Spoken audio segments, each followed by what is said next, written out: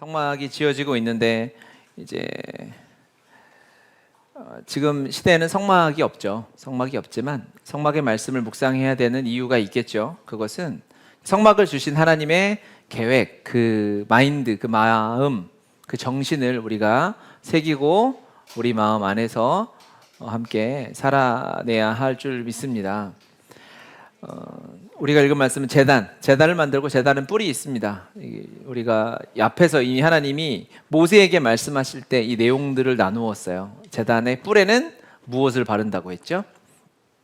짐승의 피를 발라서 그 재단 뿔을 달려나와서 잡는 자마다 용서를 받고 살아나게 되었죠.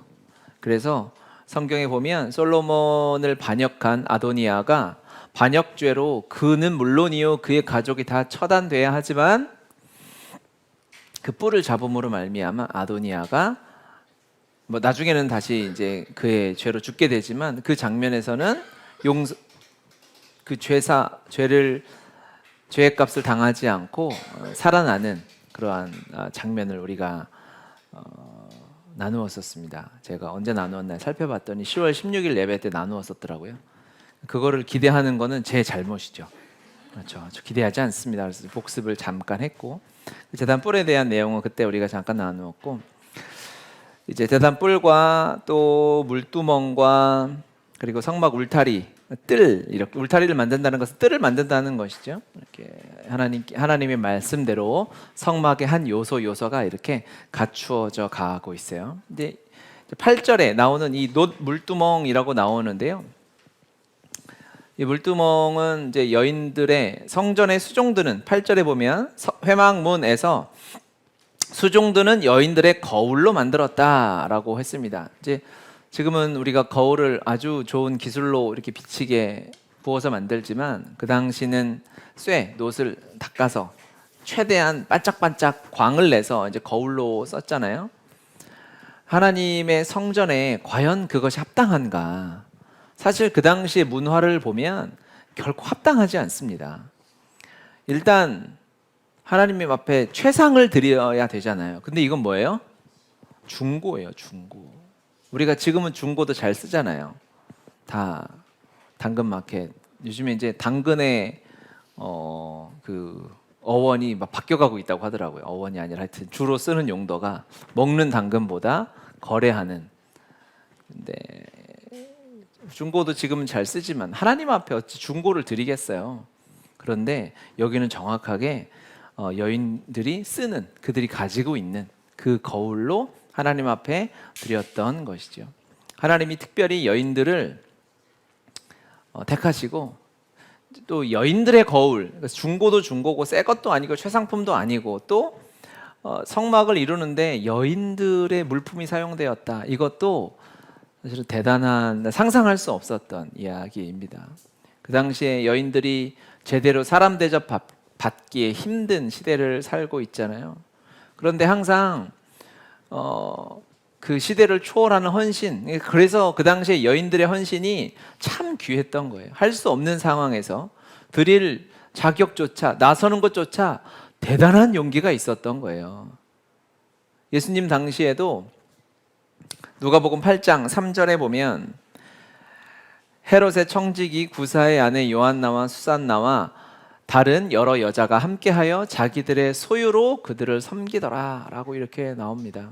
이 당시에도 시간이 모세에게 율법이 주어진 때보다 수천 년이 흘렀는데 그래도 여전히 여인들이 하나님 앞에, 사회 앞에 나서서 섬긴다는 것이 쉽지 않은 때였던 거죠. 그럼에도 불구하고 하나님은 이 대접받을 수 없는, 소외받을 수밖에 없는 그들의 헌신과 수고와 그들의 마음을 하나님이 기뻐하시는 것입니다.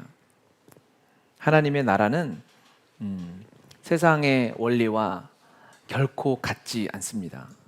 금요일에도 나누었는데요. 하나님의 방식은 너무너무 정말 혁명적이에요. 그냥 좋아지는, 개선되는 정도가 아니라 정말 새로운 피조물이라고 말씀하신 것처럼 이전 것은 완전히 사라지고 하나님 앞에서 완전히 새로운 놀라운 비밀이 하나님 나라의 방법입니다. 그래서 우리는 예배하면서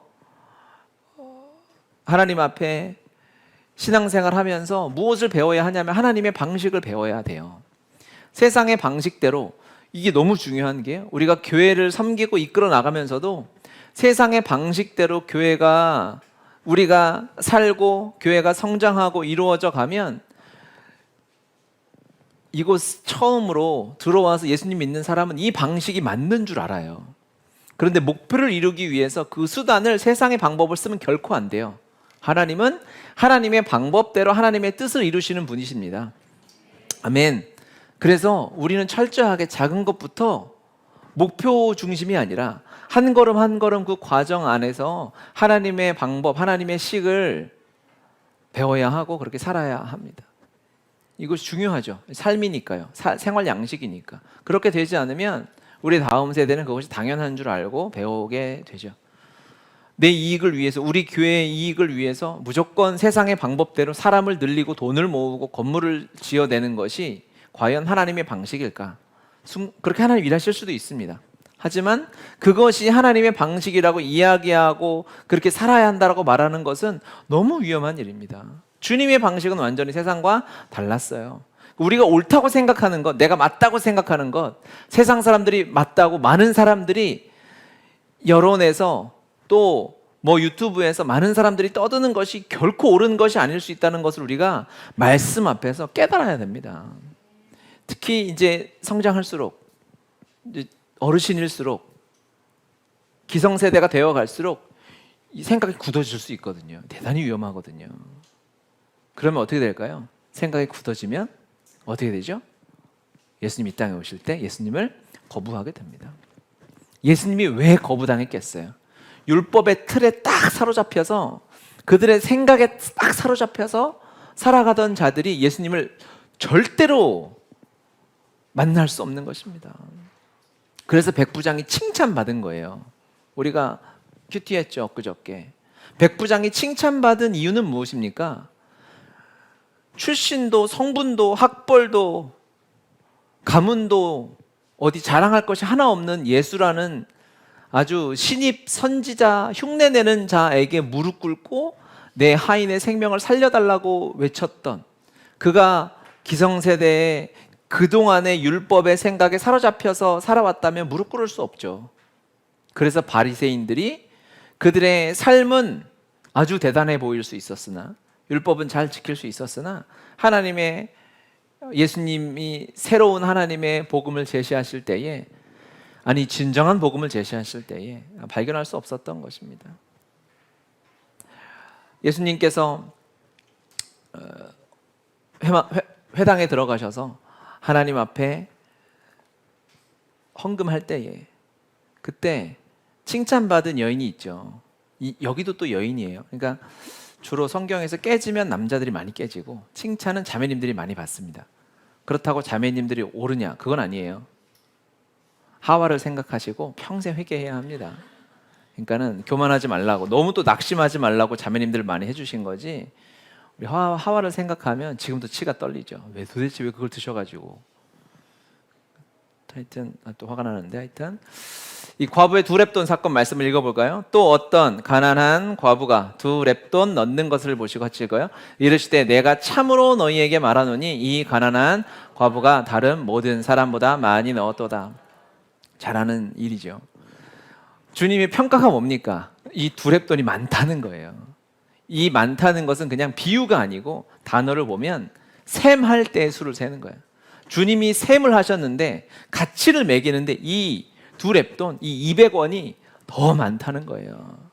주님 그걸 보고 계셨잖아요. 특히. 그렇죠?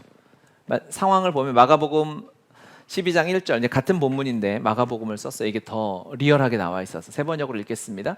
예수께서 헌금함 맞은 쪽에 앉아서 무리가 어떻게 헌금함에 돈을 넣는가를 보고 계셨다. 많이 넣는 부자가 여럿 있었다. 상황은 이런 거예요. 회당이 모였을 때 헌금함을 두고, 그 당시엔 이제 제가 설명드린 적 있지만 동전이죠. 금이나 은이나 구리로 만든 것이기 때문에 헌금함에 넣으면 소리가 났습니다.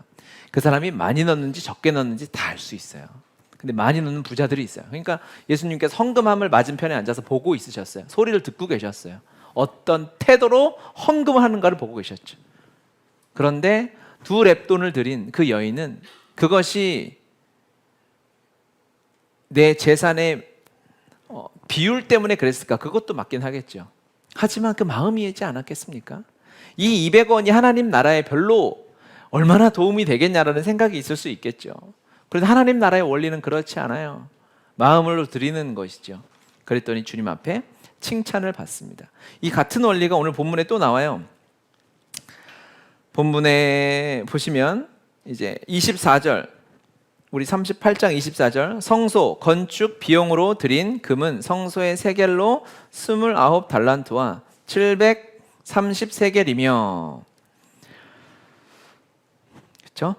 26절 읽어볼까요? 같이. 계수된 자가 20세 이상으로 60만 3,550명인즉 성소의 세겔로 각 사람에게 은 한 배가 곧 반세겔씩이라. 아멘. 하나님께서 성전 세금은 이제 금 29달란트, 제가 어제 계산했어요. 약 1000kg인데 지금 어제 네이버에 금 시세를 대입한 거예요. 그러니까 거의 정확하겠죠. 얼마예요? 7,500억 정도 되는 거죠. 맞아요? 750억, 752억 1763만 원. 금만. 은은 많다. 은도 많아요. 합치면 이제 써왔어요. 이거 못 읽을 줄 알고 780억 정도.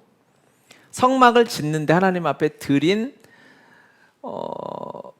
금을 계산해 보면, 금과 은과 여러 가지 구리와 놋을 하나님 앞에 드린 걸 계산해 보면 약 거의 이제 780억 정도. 엄청나게 드리는 것이죠.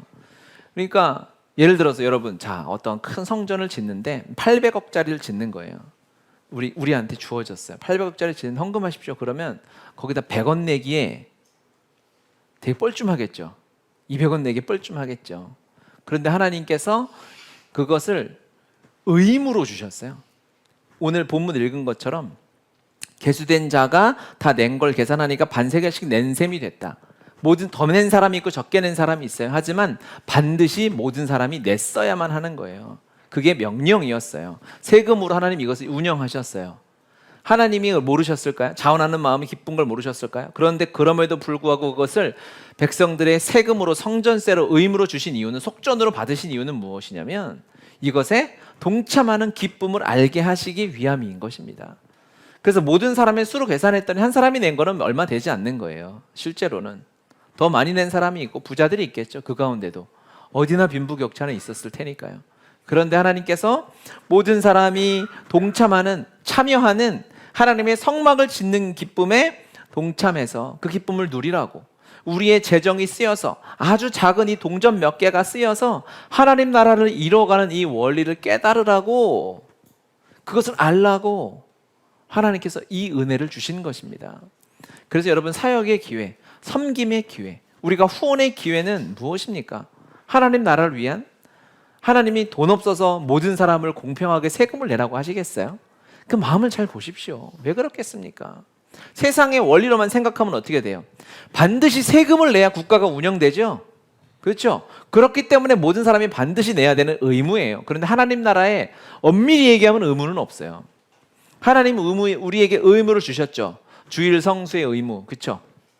그리고 성경에 재직을 받으면 직분자들이 해야 될 의무, 제사의 의무들이 다 있어요. 그런데 그걸 정확히 놓고 보십시오. 그 의무입니까? 하나님은 그게 필요해요? 아니죠. 하나님은 필요하지 않아요. 하나님은 원래 충만하신 분이에요. 성경의 의무는 100% 나를 위한 것입니다. 하나님을 위한 것이 하나도 없어요. 하나도 없다고 하기에는 좀 그런데 하나님 기뻐하시죠. 기뻐하시지만 없어도 충만하신 그분이 우리에게 주시기 위해서 기회를 주시는 거예요. 야, 이게 엄청나게 기쁜데 우리가 죄인으로 태어나서 나만 알고 내 소유에 대해서는 아주 끔찍하게 생각하니까 하나님이 그 기쁨을 가르쳐 주시기 위해서, 교육해 주시려고 우리에게 때로는 부담으로 다가오지만 그 의무로 주셨는데 거기에 동참하고 보니 놀라운 거예요. 여러분, 이 당시에 이스라엘 이 성막의 임재, 우리가 이제 다다음 주 보게 되겠지만 성막의 임재 한번 나눴었죠. 엄청나지 않습니까? 모세가 지성소에 들어가기가 벅차가지고 주저앉을 수밖에 없었던 그 엄청난 하나님의 임재가 있었던 그곳이, 그 성막이, 그 임재가 내 주머니에 있는 헌금으로 지어졌어요. 이 평생 영광, 우리가 천국 가면 얼마나 부럽겠어요. 교만하진 않겠지만 그 사람들이 되게 자랑스럽지 않을까요? 내가 첫 성막을 지었는데 거기 어떤 여인이 막 목 이렇게 해가지고 다니는 거예요. 당신은 뭐냐 그랬더니 내 거울 거기 들어갔어. 이렇게 되는 거예요. 그 영광과 기쁨을 들여본 사람만 압니다. 이거를 참여해본 사람, 동참해본 사람은 아는 거예요. 본 사람은 알아요. 여러분들이 하나님 앞에서 순종함으로 우리가 다음 세대를 섬기고 GNS를 섬기고 이제 열방의 다음 세대 컴패션 아이들을 섬기잖아요. 기쁨이 충만하시고 이게 너무 귀한 걸 우리가 알고 있죠. 계속해서 잊을 때만 되면 우리가 컴패션 헌신 예배 드리고 컴패션 썬데이 하고 돈 더 걷고 막 이래가지고 딴 생각을 못하도록, 이미 발을 빼지 못하도록 뭐 이렇게 끌어가잖아요. 여러분 이제 9월 10월에 우리가 컴패션 비전 트립이 열리면 꼭 가보십시오. 거기서 하나님이 돈 과부의 두렙돈도 안 돼. 우리의 마음으로 치면 우리가 두렙돈 드리는 마음으로 45,000원을 다음 세대에 쓰는 게 아니잖아요. 우리가 다음 세대 헌금, 컴패션 헌금, GNS 헌금을 그렇게 막 간절함으로 드리지도 못하잖아요. 과부의 두렙돈은 생활비 전부였잖아요. 우리는 우리 것 중에 진짜 일부를 드리는 것인데도 이 기쁨이 진짜 대단하고, 하나님이 이렇게 일하시는구나.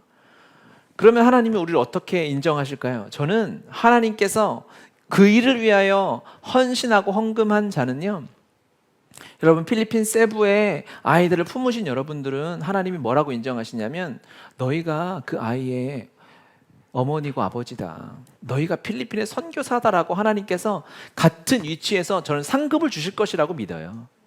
그게 하나님의 원리죠. 재정 강의로 유명하신 김미지 간사님이 재정에 대해서 제가 강의를 여러 번 들으면서 가장 기억에 오래 남았던 것은 그분이 아프리카에 차 헌금했던 거예요. 차를 사려고 돈을 모았는데 하나님이 말씀하셔서 그거를 아프리카의 어떤 선교사에 차를 사주는데 보태라. 그랬더니 이제 그걸 헌금을 했죠. 결론적으로 내용은 뭐냐면 결국 그는 아프리카에 차를 사서 2천만 원, 3천만 원에 차를 사서 보냈지만 나는 한국에서 살고 있지만 나의 종인 재정이 아프리카에서 일하고 있더라. 그래서 그것이 하나님이 나를 선교사로, 아프리카 선교사로 칭찬해주고 인정해 주시는 것이구나라고 이렇게 강의를 나누시는 거를 아주 기억이 오래 남고 지금도 제가 나누고 있는데, 여러분이 쓰는 재정은 바로 그렇습니다. 우리가 안 간다고 내 몸이 그곳에 있다고 가서 섬길 수 있으면 좋지만 몸이 하나니까 다 할 수 없죠. 하지만 우리의 마음과 우리의 기도와 우리의 재정이 그곳에 함께 마음으로 드려지면 그곳에서 일하고 있는 하나님, 그렇게 칭찬하시는 것입니다. 네가 선교사라고 하나님이 인정하시는 줄 믿습니다. 하나님은 아주 그래서 정말 그래서 결국에 보면은 모든 이스라엘 백성들이 반세겔 머릿수로 나누면 반세겔 정도밖에 안 되는 그 금액을 드렸지만 하나님께서 성막을 지으셨던 거예요. 우리의 생각에는 작지만 하나님에는, 하나님 손에 들리면 그것이 하나님 나라의 원리가 되는 것이죠. 세상은 많은 것, 화려한 것, 그것이 있어야 하나님 나라가 이루어지는 것 같고 성공하는 것 같지만 하나님 나라는 결코 그렇지 않습니다. 과부의 두 렙돈이 가장 많이 드렸다라고 하나님께 인정받는 것이죠. 그래서 베드로의 유명한 기도, 미문에 앉아있는 지체장애인, 태어날 때부터 걸을 수 없었던 그 장애인에게 은과 금은 내게 없거니와 내게 있는 것을 내게 주노니 나사렛 예수 그리스도 이름으로 일어나 걸으라 라고 했을 때 하나님의 놀라운 은혜가 임했던 거죠. 그것이 그리스도인의 정체성이고 그의 가치. 그가 베드로가 실제로 돈이 하나도 없었을까? 그렇지는 않았겠죠.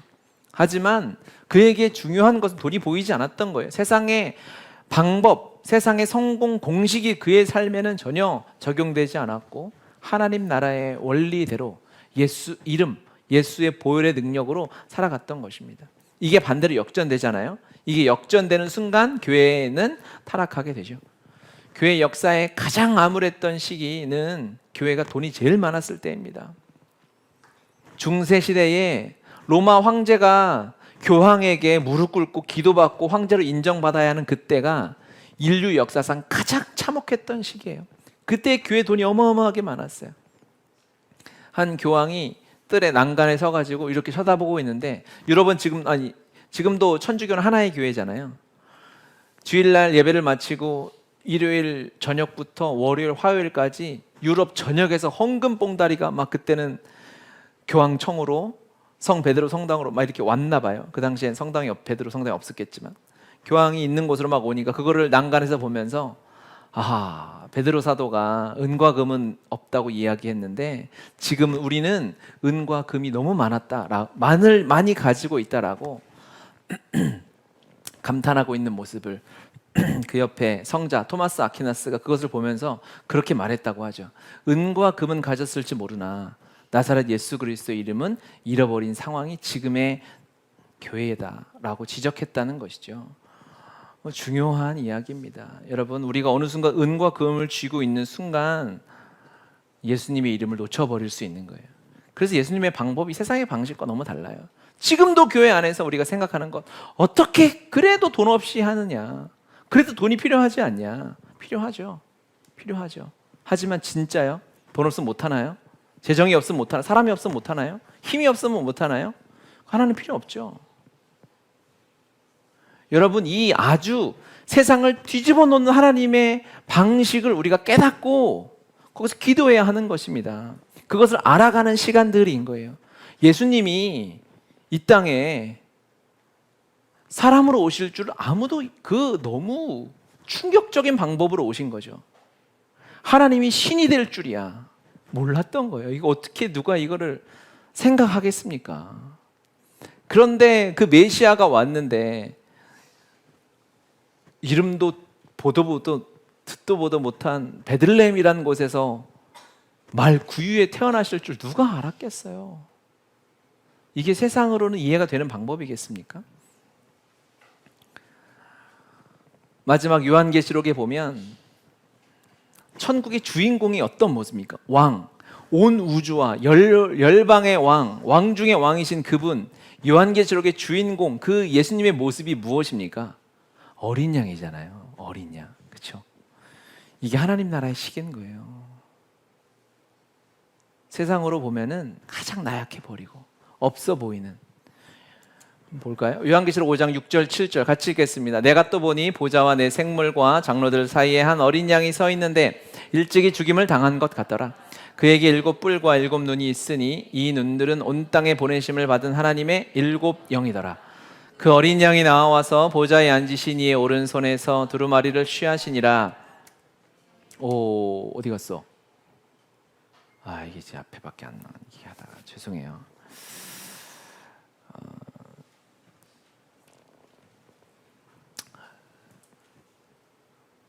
장로들과 백성들이 서 있는데 8장에 어떤 모습이 나오냐면 요한계시록 7, 8장에 봉인을 뗄 자가 없는 거예요. 그래가지고 장로와 천국에서 막 두려워 떨고 있는데 그 무서운 두루마리에 인을 뗄 자는 누구죠? 어린 양이신 예수 그리스도. 그분이 주인공인 것입니다. 예수님이 그 힘없어 보이고 어린 양인 예수님이 바로 성경의 온 역사에 우리의 삶의 주인공이신 거죠. 아멘. 여러분, 세상을 살아가면서 여러 가지 기도 제목 가운데, 문제 가운데 우리가 넘어지고 낙심할 때 있어요. 그렇죠? 사단이 계속 공격하죠. 우리가 그때 중요한 것은 하나님의 나라의 방식을 배우는 거예요. 세상의 방식을 도입하려고 하지 말고, 세상의 식을 찾아서 내가 거기에 올인하려고 하지 말고 하나님이 어떻게 일하시는지를 보아야 합니다. 거기에서 우리의 믿음이 자라는 것입니다. 왜? 예수님이 그러셨기 때문에. 예수님을 표현했던 여러 말씀이 있지만 예수님이 이미 태어나시기 730년 전에 살았던 이사야가 고난받는 종에 대해서 이사야 53장 3절에서 5절에 말씀하고 있죠. 중요한 말씀 같이 한번 읽겠습니다. 그는 멸시를 받아 사람들에게 버림받았으며 간고를 많이 겪었으며 질고를 아는 자라. 마치 사람들이 그에게서 얼굴을 가리는 것 같이 멸시를 당하였고 우리도 그를 귀히 여기지 아니하였도다. 그는 실로 우리의 질고를 지고 우리의 슬픔을 당하였거늘 우리는 생각하기를 그는 징벌을 받아 하나님께 맞으며 고난을 당한다 하였노라. 그가 찔림은 우리의 허물 때문이요 그가 상함은 우리의 죄악 때문이라. 그가 징계를 받음으로 누리고 그가 채찍에 맞음으로 우리는 나음을 받았도다. 우리가 잘 아는 예수님의 모습이죠. 예수님이 바로 어떤 삶을 살게 되는지에 대해서 이렇게 말씀하시는데, 이 예수님을 우리가 읽은 게 이제 3절에서 5절이죠. 53장에서 곧 오실, 곧이죠. 700년이면 700년 뒤에 곧 오실 예수님에 대해서 이렇게 말씀하시는 거예요. 그는 세상에서 아주 멸시를 당한다는 거예요. 아주 고난을 당한다는 거예요. 그가 고난당하고 그가 아프고 그가 우리를 대신해서 당하시는 그 희생과 눈물이 우리에게 복이 되어지고 우리에게 은혜가 되어진다는 것을 말씀하시는 것이죠. 주님이 하신 사역에 대해서 말씀하시면서 예수님을 뭐라고 설명하고 있느냐, 그의 모습에 대해서, 예수님의 삶에 대해서 이렇게 그 앞에 설명하고 있어요. 같이 읽겠습니다. 그는 주 앞에서 자라나기를 연한 순 같고 마른 땅에서 나온 뿌리 같아서 고운 모양도 없고 풍채도 없은즉 우리가 보기에 흠모할 만한 아름다운 것이 없도다. 아멘. 예수님이 어떻다? 연한 순 같다, 이렇게 말씀하시는 거예요. 싹이죠, 순, 싹. 그래서 그를 보니까 여러분, 싹이 흠모할 만한가요? 그게 막 대단하다고 누가 박수 치나요? 여러분, 큰 나무에는 절하는 사람들이 있죠. 옛날 시골에는 성황당 이런 나무가 이렇게 해가지고 거기다 금태 두르고 절하고 물 떠놓고 막 이런 거 하잖아요. 왜? 대단해 보이니까요. 수백 년을 살았으니까. 그런데 지금 막 돋아나는 그 싹, 이 순 하나가 뭐 힘이 있겠어요? 그냥 짓밟히는 거죠. 사람들이 무시하는 거죠. 그리고 표현이 정확해요. 모양도 없어요. 풍채도 없어요. 우리가 보기에, 세상이 보기에는 흠모할 만한 것이 아무것도 없지만 예수 그리스도는 순이다라는 거예요. 생명이다라는 거예요. 그 안에 생명이 있기 때문에 아무리 세상이 보기에는 예수님만 생명이 있잖아요. 예수님만이 영생이 있잖아요. 그래서 그 피를 바른 뿔을 잡으면 살아나는 거잖아요. 제단 뿔을 바르면. 그래서 예수님을 표현한 너무 성경적으로 보기에 너무 은혜가 되고 아름다운 말이 바로 저 순이라는 단어인 거예요. 생명이 있는 거죠. 생명이 있으면 짓밟혀도, 여러분 어떤 사진을 봤는데 쓰레기 더미가 막 가득 쌓여 있는 그 악취가 진동하는 땅에서 순이 자라나더라고요. 아스팔트로 뒤덮인, 시멘트로 뒤덮인 땅인데 그 안에 흙이 있고 그 안에 생명의 씨가 있으니까 그 아스팔트를 뚫고 시멘트를 뚫고 싹이 나와서 순이 올라와서 생명의 나무를 이루어가는 것이죠. 그래서 우리는 이 예수님, 순, 생명이신 예수님을 닮아가는 공동체가 되자. 그런 모임이 바로 순 모임인 것입니다. 그래서 우리의 순 모임의 목적, 그러니까 우리 교회, 한국의 교회는 이런 소그룹의 이름들이 많이 있잖아요. 지역으로 불리기도 하고 구역으로 불리기도 하고. 근데 뭔가 좀 나와바리 개념이라 조금 이게 이런 게 있는데, 저는 여러 단체에서 훈련 많이 받았지만 이 순이라는 이름이 가장 예수님을 닮은 모습이고 가장 성경적이라는 생각이 들어요. 셀도 마찬가지, 비슷한 이름이죠. 셀이라고 쓰는 데도 많은데 그 생명이 있고 퍼져나가는데, 셀은 또 영어잖아요. 우리는 또 한국말 좋아하니까. 그래서 예수님을 닮아가는 모임이 바로 순 모임인 거예요. 세상에 전혀 반대 방향으로, 세상의 방식이 아니에요. 내 걸 내어주고 두랩돈을 내놓는 그 모임이 바로 순 모임인 것이죠. 그 모임을 섬기는 자, 예수님을 닮아가기로 이끄는 자가 순장인 것이고요. 각 예배가, 공동체가 하나의 예수님을 닮아가는 모임들을 이룰 때 이 땅에 하나님의 은혜, 하나님의 나라가 이루어지게 될 줄 믿습니다. 중요한 것이 무엇입니까? 바로 생명인 것입니다. 생명. 우리 안에 생명이 있습니까? 아멘. 우리 안에 예수님이 계십니까? 그러면 사단이 밟아도 없어지지 않아요. 이제 예수님이 오시고 나서 예수님 사단이 죽였잖아요. 사단이 쓰는 무기는 무엇입니까? 죽음이죠. 예수님이 오셨는데 이 죽음, 예수님을 죽이려고 했는데 예수님 부활하셨어요. 계속해서 예수님을 따르는 자들을 죽이려는 것이 이제 그 뒤의 역사예요. 순교 역사죠. 하지만 생명은 여전히 살아있어요. 이번에 컨퍼런스 가서 북한에 최소한 30만 정도의 성도가 있다 이렇게 얘기하더라고요. 아무리 작게 잡아도. 실제로 섬기고 있는 교회도 너무나 많이 있고요. 이게 복음은요, 예수님의 생명은요 없어지지 않아요. 러시아가 공산화되면서 순교자가 1000만 정도로 잡습니다. 그런데 러시아 땅에 수많은 믿음의 사람들이 있습니다. 전쟁을 일으켰다고 거기서 회개하고 울고 금식하는 수많은 성도들이 그 땅에 있어요.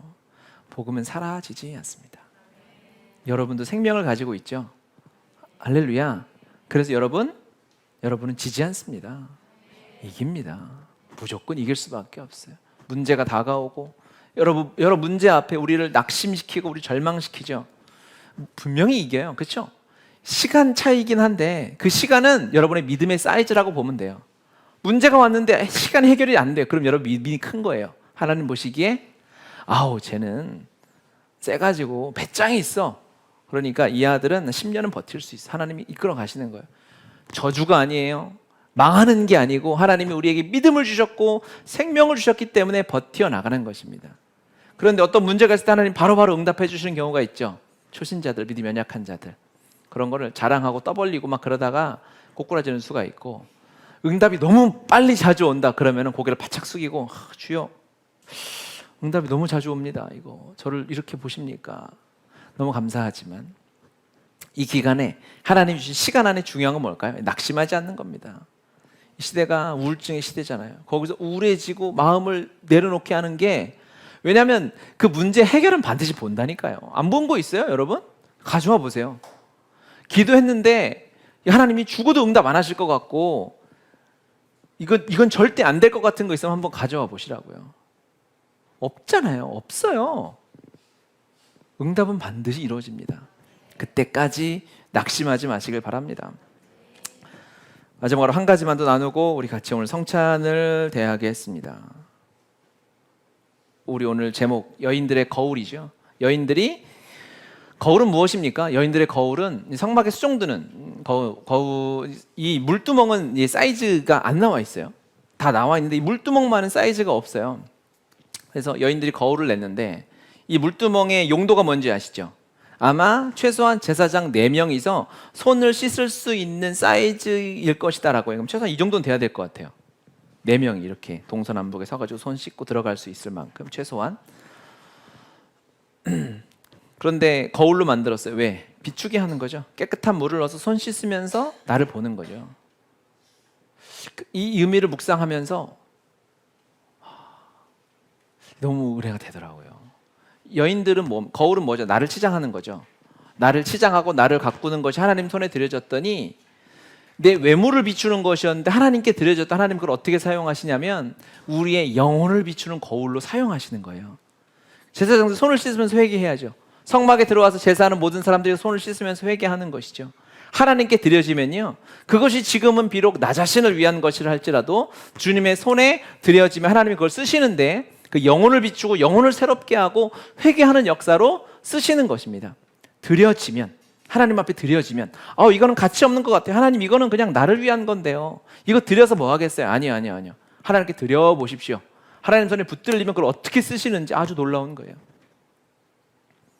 제가 RK 선교, 국내 선교 다닐 때 가거도로 배 타고 들어가는데 갑자기 그 얘기하면 또 1시간짜리인데 하여튼 들어가는데 거기 이제 지체들을 데리고 목포에서 배 타고 5시간을 가야 돼요. 그러니까 짐을 놓고 오면 다시 찾으러 갈 수가 없어요. 배가 하루에 한 번이니까. 이런 말을 하는 이유는 뭔지 알겠죠? 짐을 놓고 온 거예요. 그곳에 계신 할머니 권사님들이 배 탈 체력이 안 되시니까 5시간 어떻게 탑니까? 저도 그냥 배에서 뛰어내리고 싶던데. 그러니까 나와서 머리를 하실 수가 없어서 미용 기술이 있는 지체가 미용 도구를 챙겨가지고 딱 이제 할머니 너무 기대하는 거예요. 1년에 한 번 저희가 가는 단기팀이 들어갈 때, 선교팀이 들어갈 때 머리를 자르는데 미용 도구를 놓고 온 거예요. 파마를 해야 되는데. 근데 그 지체가 그래도 감사하게 예전에 지금은 전혀 미용과는 전혀 상관없는 일을 하고 있는데 미용 기술을 20대 때 배워놓은 거죠. 그래서 도구는 없지만 그곳에서 막 가위, 애들 쓰는 가위 급조해가지고 이제 할머니 머리를 해드리고 너무 좋아하시는 거예요. 물론 이제 자르다가 이쪽이 짧나 이렇게 해가지고 이제 할머니가 스포츠가 하셨는데 생각 없다. 이미 예전에 20년 전에 뭐 나는 이미 안 쓰는 기술인 것 같죠. 하나님 손에 들려지면요, 그것이 하나님이 사람 회복하는, 제가 너무 감사했지만 그 상처도 된 게 있었어요. 그 전날, 지금부터 제가 뭐 한 10년 전이니까 더 막 설교를 세게 했겠죠. 한두 명 있어도 할머니 권사님 막 계속 주무시는데 막 거기다 십자명이라고 막 이러고 설교를 하는데 전혀 유동하지 않고 너무 평안하면서 천국을 누리면서 주무시는 거예요. 우리 찬양팀 지체들 막 그때 막 간사님 데리고 가서 막 찬양하고 그랬거든요. 근데 주무시고 다음 날 마지막 예배 왔는데 머리 자르고 나가지고 해와 같이 빛난 얼굴로. 그래서 하나님 때가 있어요. 심겨지면 언제가 열매 맺겠지 이렇게 스스로 위안하고, 제가 애들 미용 가위를 이기지 못했던 그런 기억이 있는데 얼마나 큰 기쁨이고 회복, 얼마나 기뻤는지 몰라요. 여러분, 내가 생각하기에는 나는 안 되는 것 같고 아무것도 아닌 것 같고 내 작은 돈 100원 1000원이 아무것도 아닌 것 같고 내 기술 달란트, 내가 거기 한번 가는 거, 내가 기도회에 참석하는 아무것도 아닌 것 같죠. 하나님 보시기에는 그것이 성막을 이뤄가는 것입니다. 하나님 임재를 이뤄가는 도구이고 통로인 줄 믿습니다. 그래서 저는 물두멍이 크기가 없는 것 같아요. 드리는 대로 커지는 거지. 제한이 없어요. 다른 거는 구격을 해놔야 되잖아요. 그런데 물두멍이, 거울은 사이즈가 없다니까요. 10명이 들으면 10명 사이즈가 되는 거고 100명이 들으면 물두멍이 이제 어떻게 되겠죠. 드리는 대로 하나님이 다 받아주시는 것이 우리의 작은 헌신이고 작은 기도인 줄 믿습니다. 같이 기도합시다. 오늘은